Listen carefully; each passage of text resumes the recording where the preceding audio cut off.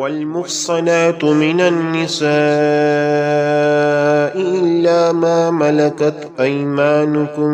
كتاب الله عليكم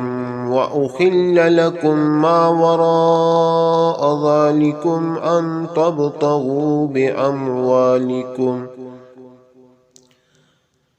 بأموالكم محصنين غير مصافحين فما استمتعتم به منهن فآتوهن أجورهن فريضة ولا جناح عليكم فيما تراضيتم به من بعد الفريضة ان اللہ کان علیما حکیما۔ نیز وہ عورتیں تم پر حرام ہیں جو دوسرے شوہروں کے نکاح میں ہوں، البتہ جو کنیزیں تمہاری ملکیت میں آ جائیں وہ مستثنی ہیں۔ اللہ نے یہ احکام تم پر فرض کر دیے ہیں، ان عورتوں کو چھوڑ کر تمام عورتوں کے بارے میں یہ حلال کر دیا گیا ہے کہ تم اپنا مال بطور مہر خرچ کر کے انہیں اپنے نکاح میں لانا چاہو، بشرطے کہ تم ان سے باقاعدہ نکاح کا رشتہ قائم کر کے عفت حاصل کرو۔ صرف شہوت نکالنا مقصود نہ ہو، چنانچہ جن عورتوں سے نکاح کر کے تم نے لطف اٹھایا ہو ان کا وہ مہر ادا کرو جو مقرر کیا گیا ہو۔ البتہ مہر مقرر کرنے کے بعد بھی جس کمی پیشی پر تم آپس میں راضی ہو جاؤ اس میں تم پر کوئی گناہ نہیں۔ یقین رکھو کہ اللہ ہر بات کا علم بھی رکھتا ہے، حکمت کا بھی مالک ہے۔ وَمَن لَّمْ يَسْتَطِعْ مِنكُمْ طَوْلًا أَن يَنكِحَ الْمُحْصَنَاتِ الْمُؤْمِنَاتِ فَمِمَّا مَلَكَتْ أَيْمَانُكُم مِّن فَطَيَاتِكُمُ الْمُؤْمِنَاتِ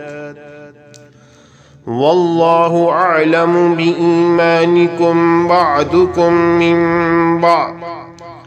فانكحوهن بإذن أهلهن وآتوهن أجورهن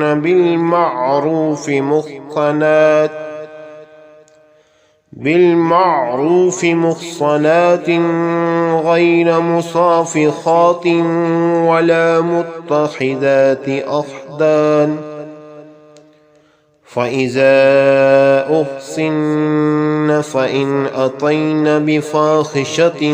فعليهن نصف ما على المحصنات من العذاب ذلك لمن خشي العنة منكم وأن تصبروا خير لكم واللہ غفور رحیم۔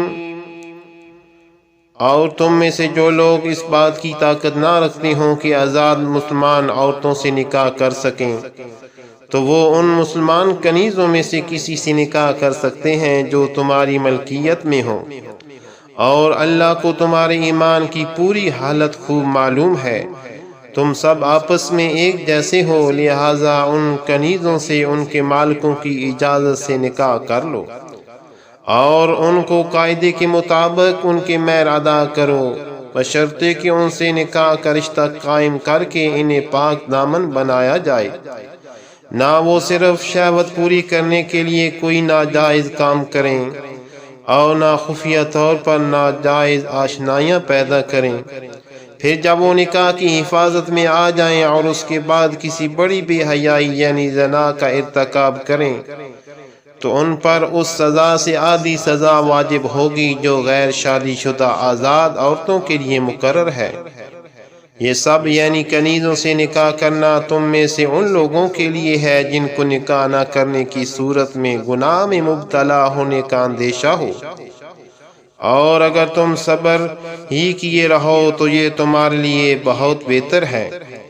اور اللہ بہت بخشنے والا بڑا مہربان ہے۔